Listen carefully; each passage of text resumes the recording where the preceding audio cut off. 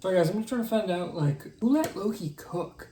What an episode. Welcome back to Man of Mischief, our penultimate episode for Season 2 of Loki. My name is Kyle. Thanks for checking out Project Potter, guys. We got our Loki hat here, our variant jacket, guys, and our Loki shirt, of course. The question is not, can Loki save the TVA and the multiverse? The question is, can Loki save the MCU?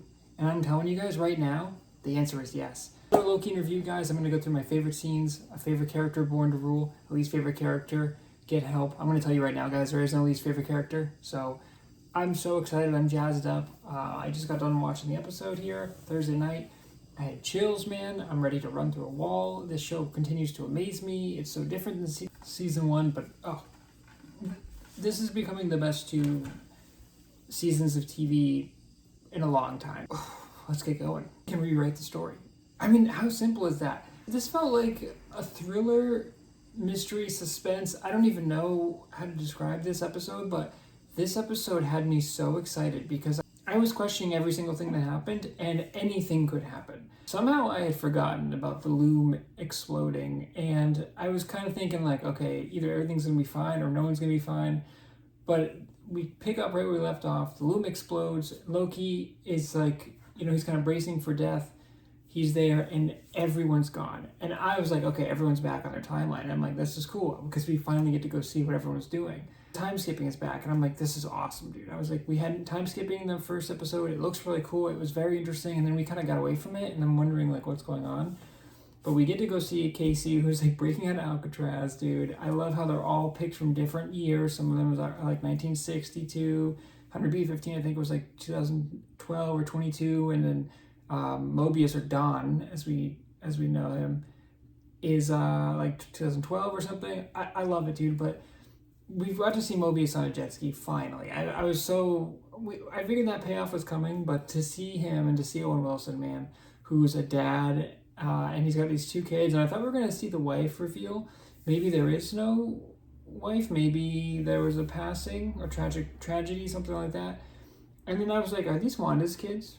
Because they looked a lot like Wanda's kids for a minute, and I was like, dude, is Wanda about to come out? Is he about to be married to Wanda? Because that would be nuts. I don't think that's the case. We'll see. I guess they didn't really reveal it, but 100B15 is a doctor. I think a pediatric doctor maybe. Or Boris, science fiction writer, dude. So good. I love how he's keeps going to the bookstore and putting his own books on there. I'm like, what did I tell you about that? And it's so cool because we get to see all these different people on the timeline, and we don't find out till the end that Loki is time skipping and he can't figure out why it's happening. He's like, it's random, and Ouroboros is like, no, dude, it's going to all the people that you need to get to at the specific times. And it's great because I just love, I love all the shots of Tom Hiddleston going through the TVA at the very beginning, and the editing was so nice. It would just quickly cut to the next scene. It was almost startling, but that's fits the vibe of the show. Just to see how well it was shot once again, guys. It was so good, and him, everything empty and the pies are gone, and it's and then we get the effect,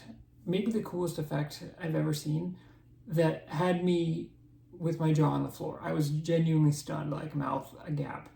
When Loki is standing in the TVA, first of all, we get that trippy, almost a Looper effect where he's hello, and the character in the far end of the TVA room looked kind of like Loki, and I was like, is that Loki? And then he time skips away, and then that's when we get it from Loki's perspective, where he finds a TVA booklet and he puts it in there.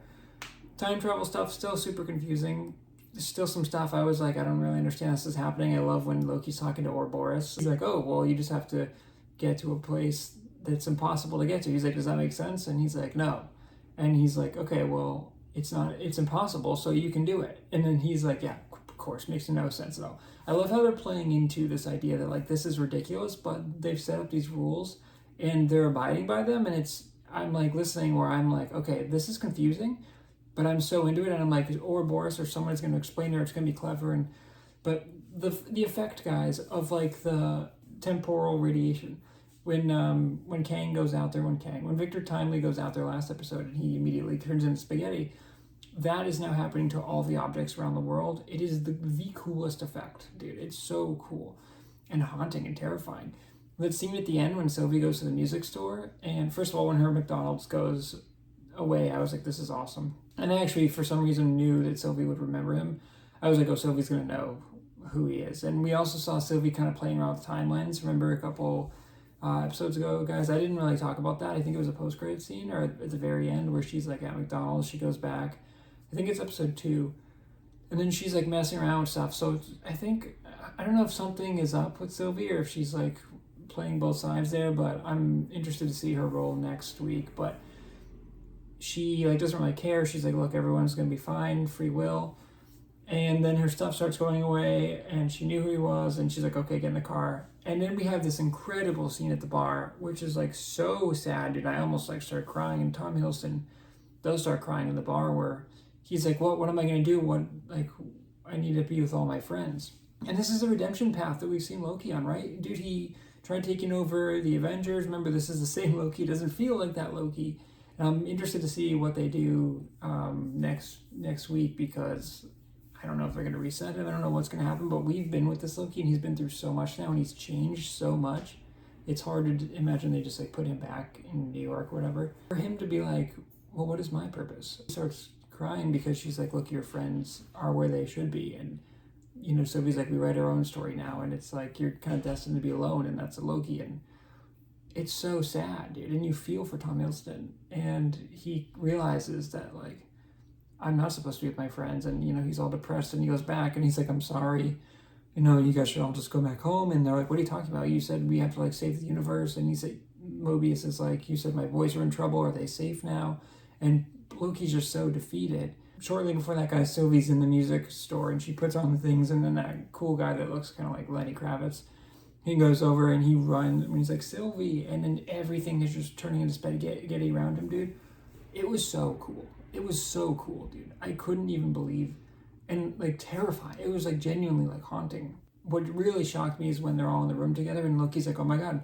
He's like, the pens. He's like, we have everyone here. We can get it. The mug. Everything's going to be great. And then Ouroboros starts disintegrating, dude. And I'm telling you, it brought me back to Infinity War when the snap happened, and, you know, Tom Holland as Spider-Man is holding Tony Stark, and he's like, no. He's like, I'm scared.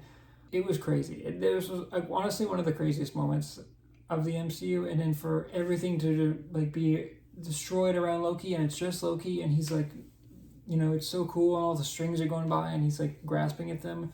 And then he's like, no. And he finally controls his time skipping and goes back to that time.